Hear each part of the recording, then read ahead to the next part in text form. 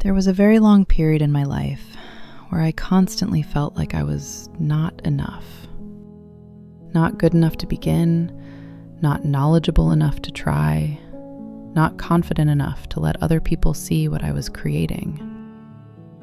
Every time I wanted to start something new, I would spend forever preparing for it. I'd read more books, watch more videos, take detailed notes, imagine every possible situation that could happen. From the outside, people probably thought I was careful, responsible, maybe even disciplined. But only I knew what was really hiding underneath all of that. Fear. I was afraid of not doing well, afraid of being judged, afraid of pouring my heart into something and still failing.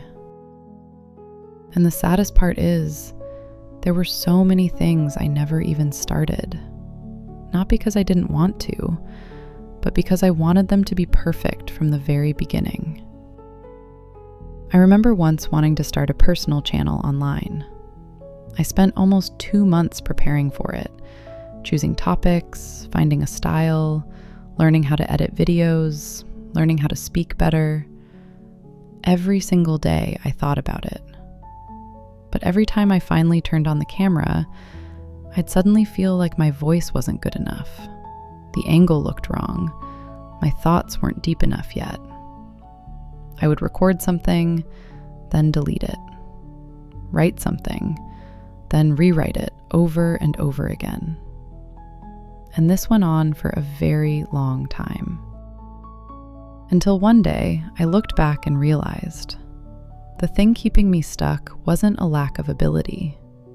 It was the unbearable pressure I had placed on myself at the very first step. I used to think procrastination came from laziness. Later, I realized many people procrastinate because they are terrified of failure. They don't avoid action because they don't care. They avoid it because somewhere in their mind, they've already imagined how humiliating it would feel to try their hardest and still not be good enough. A friend once told me she spent almost half a year preparing to open a small bakery. She kept learning new recipes, changing the menu, redesigning the shop over and over again. Everyone thought she was just being meticulous, but the truth was, she was terrified that nobody would show up on opening day. One day, she broke down crying and said something I'll never forget. "I'm not afraid of failure. I'm afraid of trying my absolute hardest and still failing." I think a lot of us live with that fear. The fear isn't really about doing something badly. It's about what it would mean if we gave something our whole heart and still weren't enough.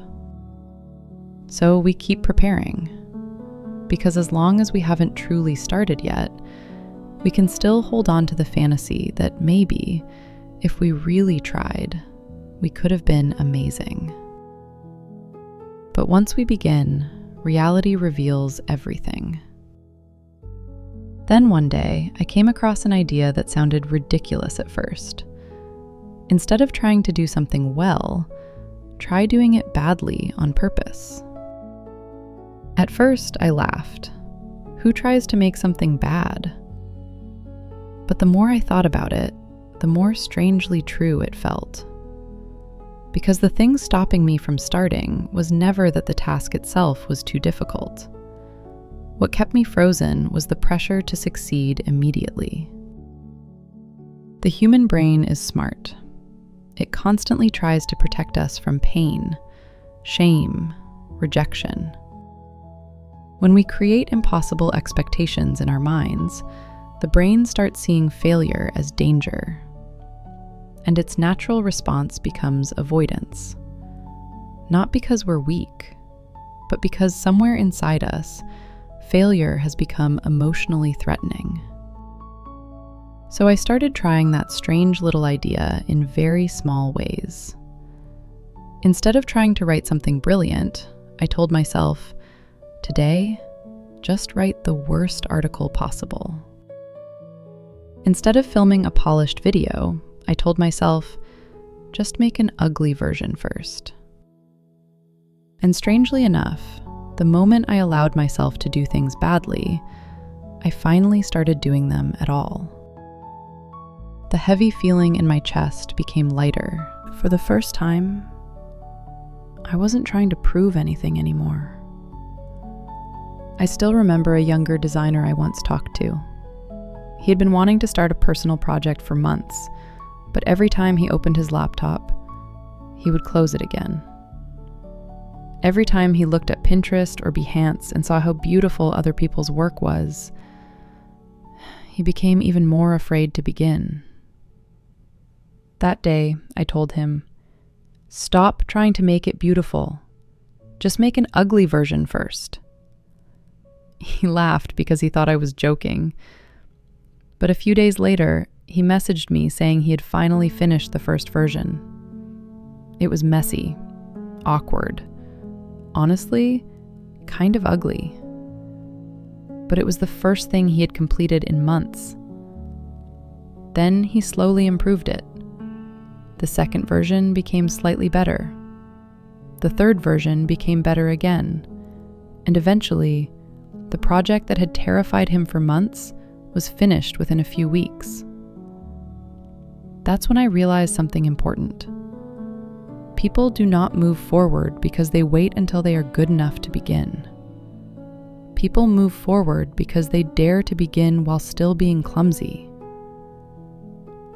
Maybe from childhood, many of us were raised in environments where everything was compared.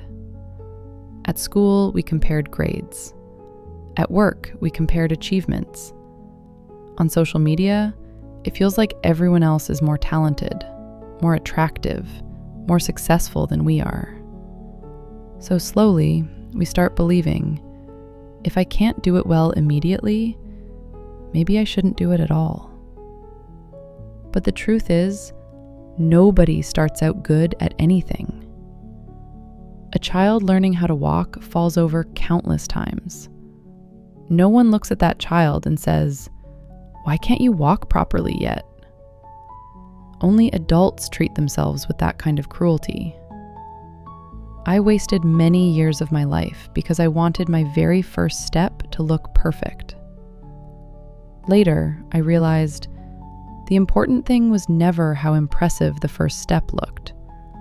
The important thing was whether I was willing to take the step at all.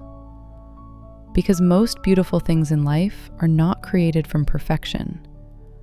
They are created from awkward beginnings, from unfinished versions, from imperfect attempts that were simply brave enough to exist.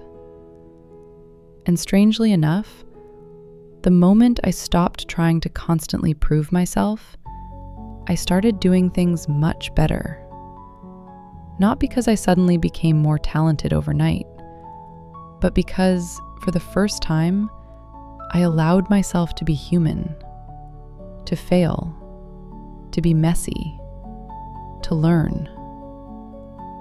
So if there's something inside you today that has been quietly stuck for a long time, a dream you haven't dared to begin, a project you keep delaying because it still doesn't feel good enough, I just want to tell you one thing.